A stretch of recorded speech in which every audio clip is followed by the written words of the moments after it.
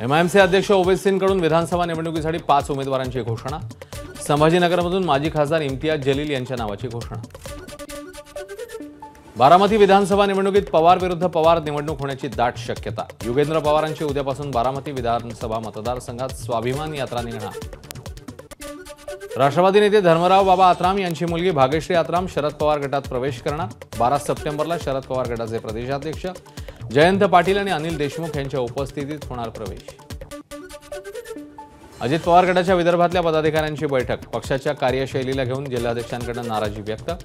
विदर्भाकडे नेते दुर्लक्ष करत असल्याचा बैठकीमध्ये सूर।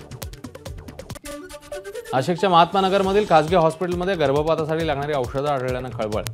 महापालिकेच्या पाहणीत धक्कादायक प्रकार उघड। मेहकर पंढरपूर पालखी महामार्गावर हॉटेलमध्ये जेवणाचं बिल मागितल्याच्या रागातनं वेटरचं अपहरण। गाडीतून 1 किलोमीटर फरफटत नेल्याची घटना। 3 जणांवर गुन्हे दाखल। वीज कंपनीतील कंत्राटी कामगारांना 19% वेतनवाढ। उपमुख्यमंत्री फडणवीसांचा मोठा निर्णय। मार्च 2024 पासून पगारवाढ लागू होणार। अटल बांधकाम कामगार आवास योजनेअंतर्गत जागा खरेदीसाठी 1 लाख रुपये अर्थसहाय्य देण्यात येणार। उपमुख्यमंत्री फडणवीसांची घोषणा।